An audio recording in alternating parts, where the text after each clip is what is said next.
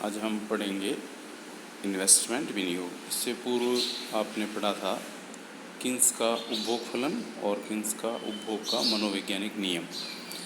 Investment या विनियोग क्या होता है?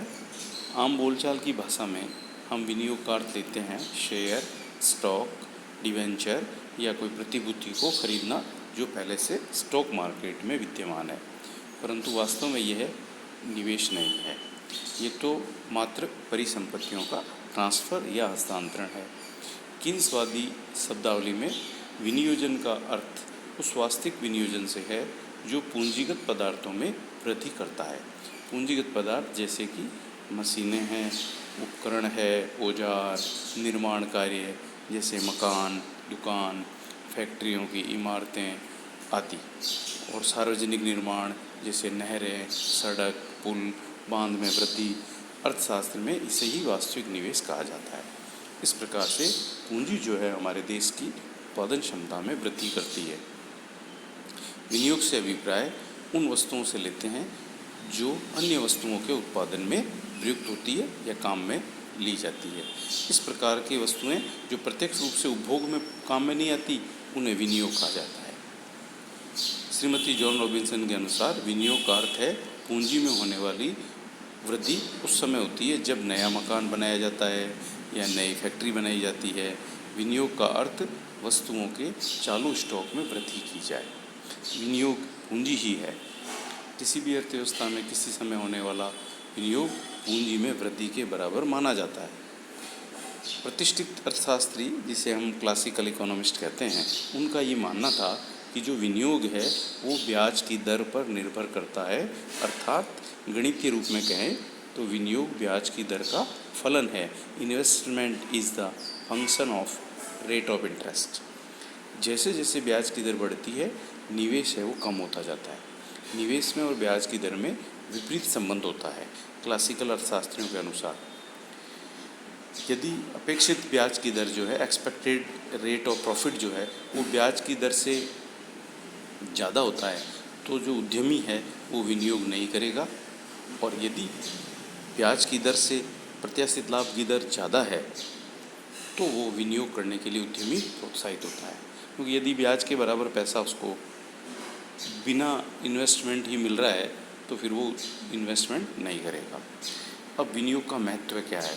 किसी भी देश में जो राष्ट्रीय आय और रोजगार की मात्रा है उसको निर्धारित करने में इन्वेस्टमेंट का सबसे बड़ा हाथ होता है। अल्पकाल में उपभोग प्रवृत्ति स्थिर होती है, अर्थात उसमें कोई परिवर्तन नहीं होता। इसलिए राष्ट्रीय आय और रोजगार को निर्धारित करता है निवेश की मात्रा। जितना ज़्यादा निवेश होगा, राष्ट्रीय आय और रोजगार का स्तर उतना ही ज़्यादा होगा। तभी हम देश में बार बार किसी भी अर्थव्यवस्था में हमेशा निवेश को बढ़ाने की चर्चा करते रहते हैं। स्पेशली अभी जो है कोरोना काल में अपन देख रहे हैं, कोविड-19 के संक्रमण के बाद, कि किसी भी प्रकार से निवेश को बढ़ाया जाए। पूंजीवादी अर्थव्यवस्था में पूर्ण रोजगार इसलिए नहीं होता क्योंकि पूर्ण रोजगार के स्तर पर जो बचत होती है, निवेश उसके बराबर, वो निवेश के बराबर नहीं होती है। जब पूर्ण रोजगार पर बचत की मात्रा निवेश से कम होती है तो अर्थव्यवस्था का संतुलन पूर्ण रोजगार से पहले अर्थात अल्प रोजगार पर ही स्थापित हो जाता है। इसके विपरीत जब निवेश की मात्रा पूर्ण रोजगार के स्तर पर बचत से ज़्यादा होती है तो अर्थव्यवस्था में मुद्रास्फीति की स्थिति उत्पन्न होती है। तो इस प्रकार आप ये देख सकते हैं कि राष्ट्रीय आय, रोजगार और कीमतों में निवेश का महत्वपूर्ण स्थान है। अब बात आती है कि निवेश को प्रोत्साहित कैसे किया जाए। जब हम ये कहते हैं कि निवेश पर पूरी अर्थव्यवस्था आधारित है, रोजगार और राष्ट्रीय आय उसी से बढ़ता है, तो उसको कैसे प्रमोट किया जाए, कैसे एनकरेज किया जाए। तो इसके लिए सबसे पहले बात आती है चीप मनी पॉलिसी, सस्ती मुद्रा नीति। जो केंद्रीय बैंक है उसको ऐसी मुद्रा नीति फॉलो करनी चाहिए, सस्ती हो, अर्थात कम ब्याज पर लोगों को आसानी से ऋण उपलब्ध हो जाए ताकि वो इन्वेस्टमेंट ज़्यादा कर सकें। एकाधिकार की प्रवृत्ति पर नियंत्रण। बड़ी फर्में जो है उनकी प्रकृति होती है कि वो उत्पादन के क्षेत्र में अपना प्रभुत्व स्थापित कर लेते हैं, जिससे छोटी फर्में निवेश नहीं कर पाती, उन पर प्रतिकूल प्रभाव पड़ता है निवेश पर। अतः सरकार को बड़ी फर्मों की एकाधिकारी प्रवृत्तियों पर नियंत्रण हेतु कोई न कोई उपाय करना चाहिए। मूल्य समर्थन नीति। मूल्यों में होने वाले उतार चढ़ाव भी निजी विनियोजन पर प्रतिकूल प्रभाव डालते हैं। अतः ऐसी नीति कोई हो जिससे कीमतों में स्थिरता लाई जा सके, तो इससे भी निवेश को बढ़ावा मिलता है। एक निश्चितता का वातावरण होता है अर्थव्यवस्था में। निगम करों में कमी, जो कॉरपोरेशन टैक्स लगते हैं उनकी रेट भी कम की जाए, ये भी निवेश पर प्रतिकूल प्रभाव डालते हैं। मजदूरी में कटौती। क्लासिकल जो इकोनॉमिस्ट थे उनका ये मानना था कि मजदूरी में यदि कटौती करेंगे तो जो है लागत कम होगी, इससे विनियोजन बढ़ेगा। लेकिन ऐसा भी कहा जाता है कि यदि ज़्यादा मजदूरी में कटौती कर दी तो हो सकता है मंदी की स्थिति का भी सामना करना पड़ सकता है। अनुसंधान और नव प्रवर्तन को बढ़ावा, रिसर्च एंड इनोवेशन। सरकार को अनुसंधान और नव प्रवर्तन कार्यक्रमों को प्रमोट करना चाहिए। विभिन्न उद्योगों के माध्यम से जो है इन्वेस्टमेंट बढ़ाने के लिए रिसर्च और इनोवेशन को प्रोत्साहित करना चाहिए। इससे लागत कम होती है, लाभ बढ़ते हैं, इन्वेस्टमेंट को बढ़ावा मिलता है। समुद्दीपन नीति, स्टिम्युलस पॉलिसी, ये निजी विनियोजन को प्रोत्साहन करने के लिए सार्वजनिक निर्माण कार्यों पर सरकार के व्यय से संबंध रखती है। मंदी के समय में निजी विनियोजन को प्रोत्साहित करने के लिए सरकार बैंकिंग व्यवसाय से उधार ले तो निष्क्रिय पड़ी जो रोकड़ है, सक्रिय रकम है, वो केस सक्रिय हो जाएगा, बैंक जमा बढ़ेंगे, नई साख का निर्माण होगा। एक आता है लीप रिंकिंग, जिसको अपन इस कोरोना काल में विशेष महत्वपूर्ण या उपयोगी या प्रासंगिक मान सकते हैं। इसमें क्या होता है, सार्वजनिक व्यय के माध्यम से अनुत्पादक कार्यों का को चलाने का भी एक तरीका है। इसमें जैसे सरकार कोई उत्पादक कार्य नहीं है तो लोगों को अनुत्पादक कार्य जैसे गड्ढे को खुदाई करवाई, फिर उसे पुनः मिट्टी से भराने का कार्य करे ताकि लोगों की क्रय शक्ति बढ़े और प्रभावपूर्ण मांग बढ़े। इसकी अभी जो है इस कोरोना काल में विशेष आवश्यकता और प्रासंगिकता देखी जा सकती है। इसके साथ ही सरकार जो है विभिन्न उद्योगों का विकास करके भी, प्रशासकीय विभागों का विस्तार करके, निर्यात को बढ़ाकर और विभिन्न रोजगार की योजनाएं चलाकर भी निवेश बढ़ा सकती है। अब आता है नेक्स्ट टाइप ऑफ इन्वेस्टमेंट, अर्थात विनियोग के प्रकार।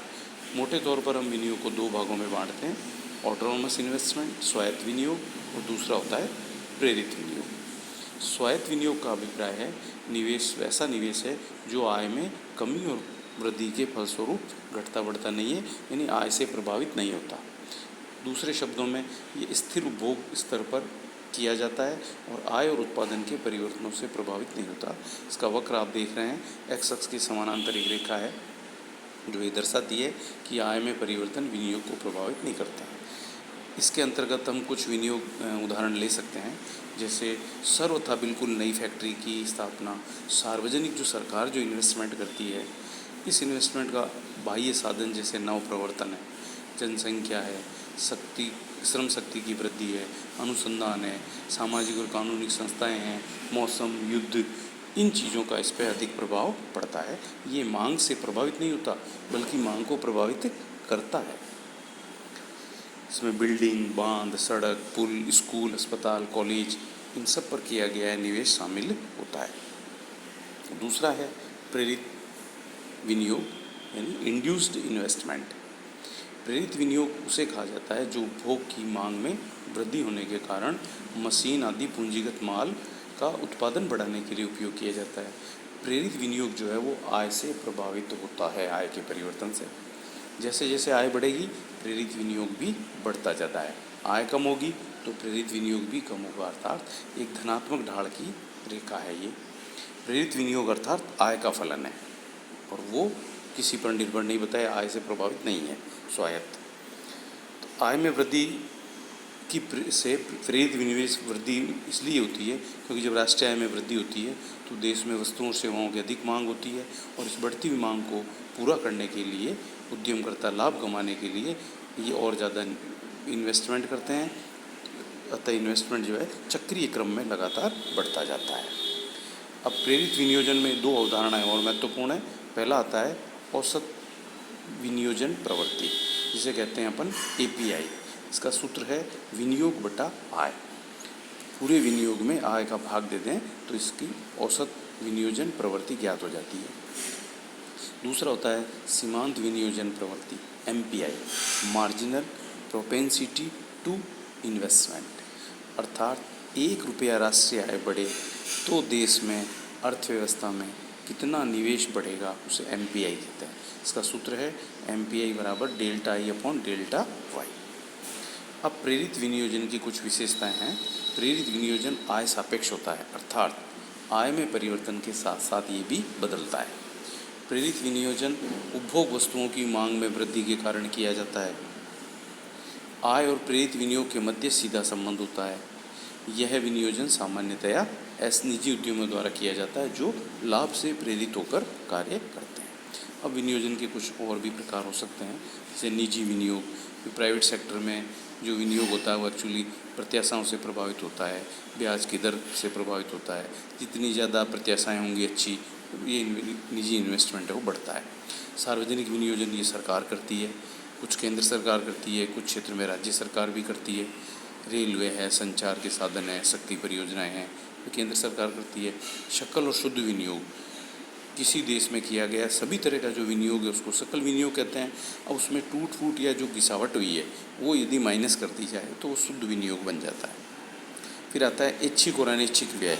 जब किसी विशिष्ट उद्देश्य को लेकर योजनाबद्ध तरीके से विनियोजन किया जाता है तो उसे हम ऐच्छिक विनियोजन कहते हैं। वर्तमान पूंजी भंडार में वृद्धि के लिए सुविचारित नीति से किया जाता है ये। और जब मांग में अप्रत्याशित कमी हो जाए या अप्रत्याशित वृद्धि हो जाए तो ये जो विनियोग होता है वो अनैच्छिक की श्रेणी में आता है। Thank you.